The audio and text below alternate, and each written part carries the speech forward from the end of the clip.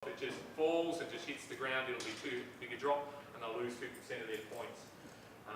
It needs to be within 10 metres of the target to score any points, and then the closer they get to the target, the higher the score.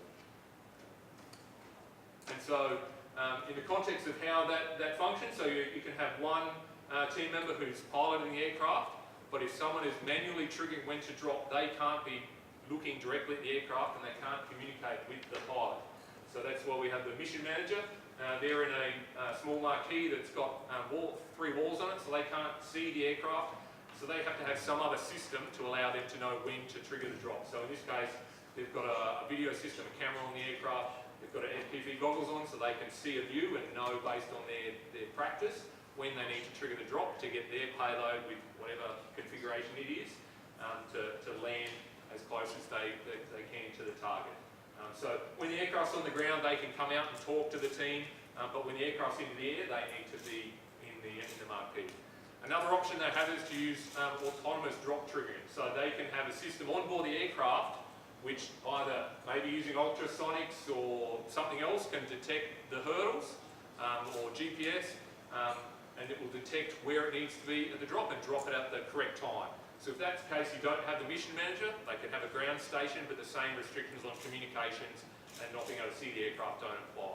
But you can't change during the drop, you can't change what you're doing. You can't sort of change halfway through when the aircraft's in the air, whether you're going to do a automatic drop or a manual drop. You can't sort of go, because sometimes what happens, the automatic system doesn't work, and so they want to go, oh, I want to do a trigger drop now. No. There's also a limit to how long they can be flying around. They can't just sort of have a system that works on sort of random chance or something, that they can't just sort of loop around continuously looking for something. So they've only got 3 passes over the hurdles before they have to have dropped or it counts as a drop or a failed drop.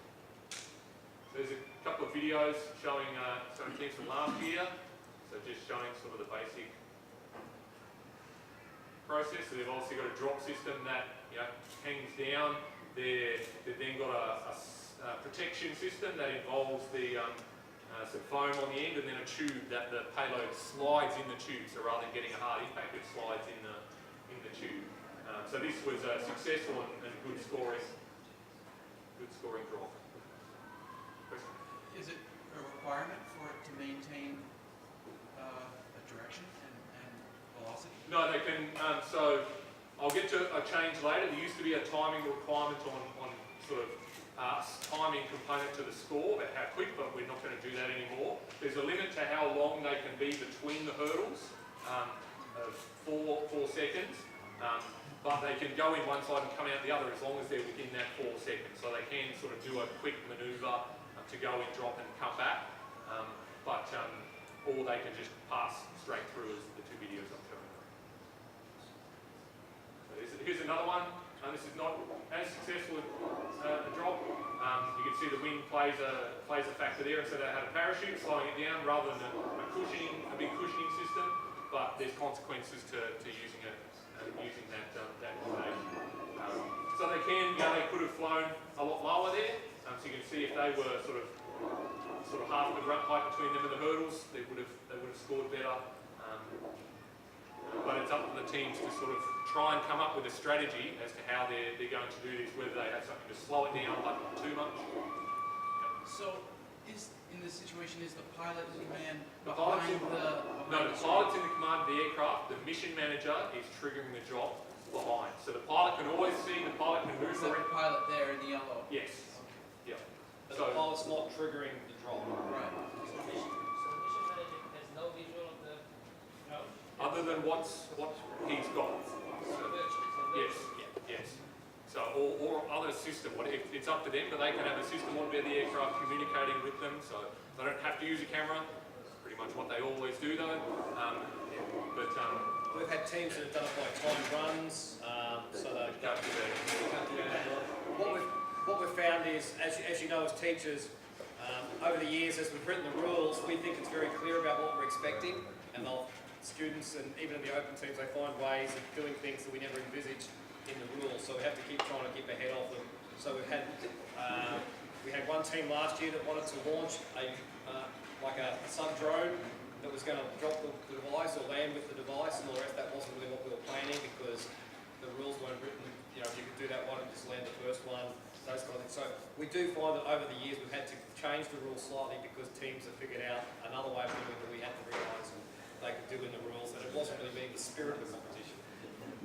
And the visual come from the camera on the drone? Yes. Yes, yeah, that's what we're talking about. So that you have a camera on the drone that's pointing down, giving a field of view that will depend on how fast they're planning on flying as to where the camera will be pointed. If they're going to dash and drop and come back, maybe the camera will have to be down. But the mission manager will need some situational awareness, so they need to know, have some kind of planning ahead. Yep, I'm coming up, I'm passing over the hurdles, right? Yep, there's my mark, or the mark in my vision that I need to know, and trigger the drop. Are they allowed to put anything on the field, like in their time? Can they run out and put markers or anything? No.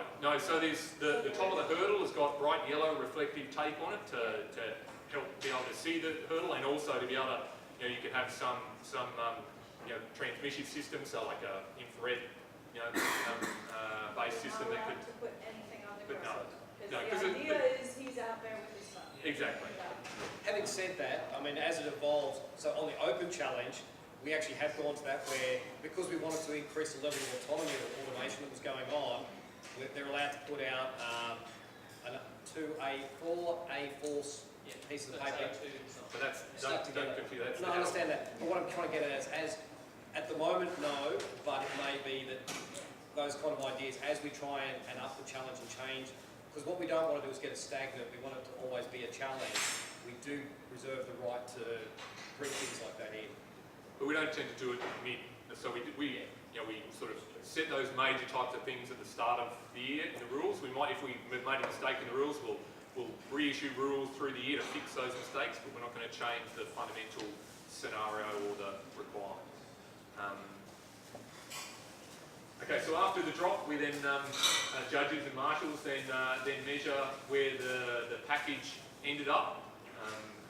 That's reasonably straightforward. If it's beyond 10 metres, so the hurdles are 20 metres apart, 10 metres either side of the target in the middle. And so we know that if it's on the other side of either of the hurdles, which is where it's likely to end up, if it's long, we won't bother measuring. But if it's less than 10 metres, it gets measured. Can I just ask a quick question? Yep. Are the kids able to, are they allowed to program the drone? Like put a little board on there and Yes. program it? Most definitely. Completely autonomous. Yeah. Yes, not completely autonomous in that they always need there to be the ability to take over RC control. Yep. And to be able to stop the flight at any time. They So may. they can do it hands off. Completely autonomous means that they can't take over. Oh, okay. So autonomous can be there's different levels of autonomy, but basically they always need an RC control so they can take over the flight, or at least make it land straight away where it And is. that's purely because the crowd is there, so I say just one. And also from the CASA regulations, you can't, without approval, you can't launch a totally autonomous. So this is a plot of the impact. So this is the sort of things that we will look at, and I'll go into more in this tool when I can about being able to use an impact logger and experiment with their payload. But this shows us sort of the quickly point here. So like this is someone pretty walking.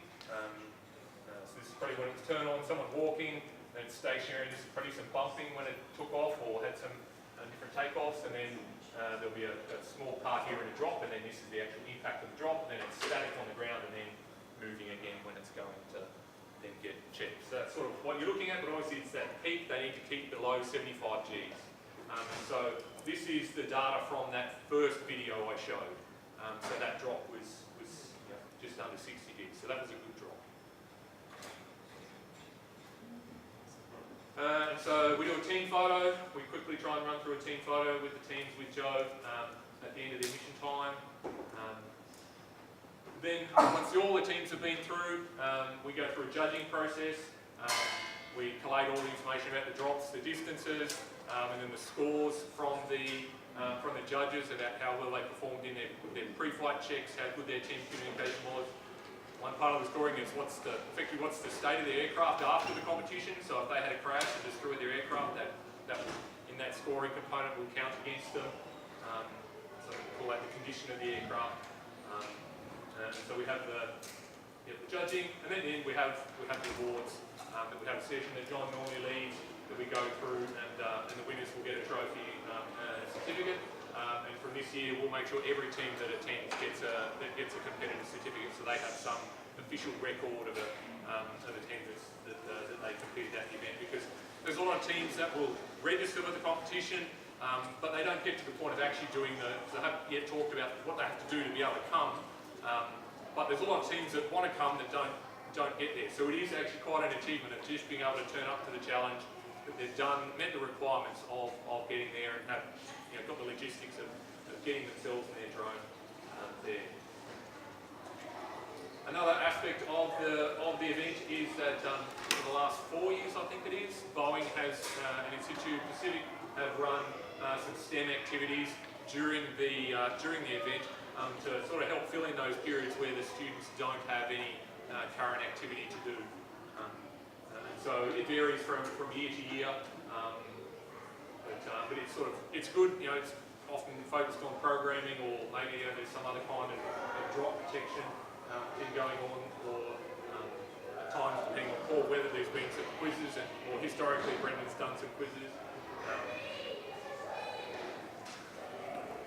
Okay, so yeah, I'll start to go through the revised rules to highlight what's changing this year. What I haven't talked about, I don't really have in this slide set, is just the requirements of what you have to do to get there. So the main things are that teams need to submit a report and a video on